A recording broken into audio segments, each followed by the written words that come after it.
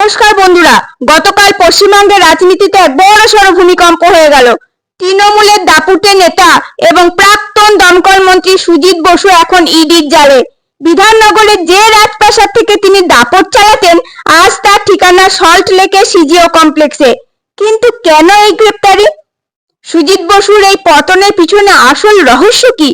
আজ আমরা বিস্তারিত আলোচনা করব। আগে দেখে নি কে এই সুজিত বসু। তার রাজনৈতিক যাত্রা শুরু হয়েছিল বামপন্থী ছাত্র আন্দোলনের মাধ্যমে। একসময় সিপিআইএম এর প্রভাবশালী নেতা সুভাষ চক্রবর্তীর অত্যন্ত ঘনিষ্ঠ ছিলেন তিনি। 2001 সালে তিনি মমতা বন্দ্যোপাধ্যায়ের হাত ধরে ঘাসফুল শিবিরে আসেন। 2009 সালের উপনির্বাচনে জিতে তিনি প্রথমবার বিধায়ক হন।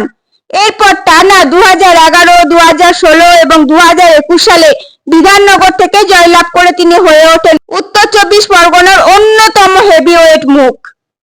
লেক টাউনের বিখ্যাত শ্রীভূমি স্পোর্টিং ক্লাবের দুর্গাপুজোর মাধ্যমে তিনি নিজেকে বাংলার ঘরে ঘরে পৌঁছে দিয়েছিলেন। কেন গ্রেপ্তার হলেন সুজিত বসু? 2026-এর বিধানসভার ভোটে পরাজয়ের ঠিক পরেই এই গ্রেপ্তারি কেন? আসল কারণ হলো পৌরসভা নিয়োগ দুর্নীতি মামলা।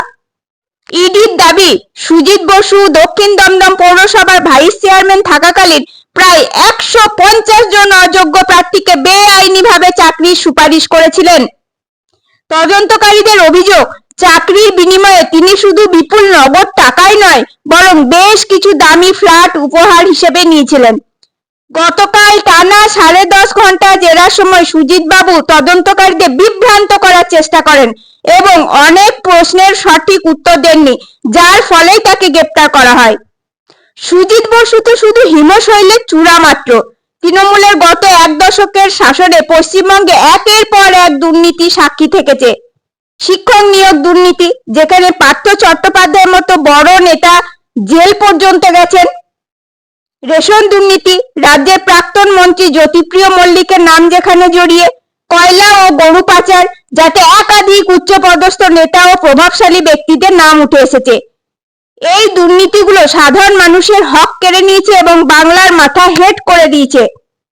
সুজিত বসুর গ্রেপ্তারির পর তৃণমূলের অন্দরে এখন কান পাতলেই ভয়ের শব্দ শোনা যাচ্ছে, কারণ রাজ্যে এখন ক্ষমতার পালাবদল হয়েছে এবং শুভেন্দু অধিকারীর নেতৃত্বে বিজেপি সরকার আসার পর স্পষ্ট বার্তা দেওয়া হয়েছে, কাউকে রেয়াত করা হবে না।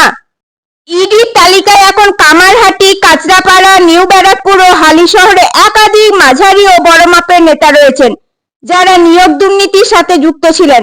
তাদের প্রত্যেকের কাছে এখন কেন্দ্রীয় সংস্থা পৌঁছাবে। যারা দুর্নীতি করে ভাবছেন পার পেয়ে যাবেন, তাদের সময় শেষ। আইনের ঊর্ধ্বে কেউ নয়। বাংলার মানুষ আজ পরিবর্তন চেয়েছে স্বচ্ছ প্রশাসনের জন্য।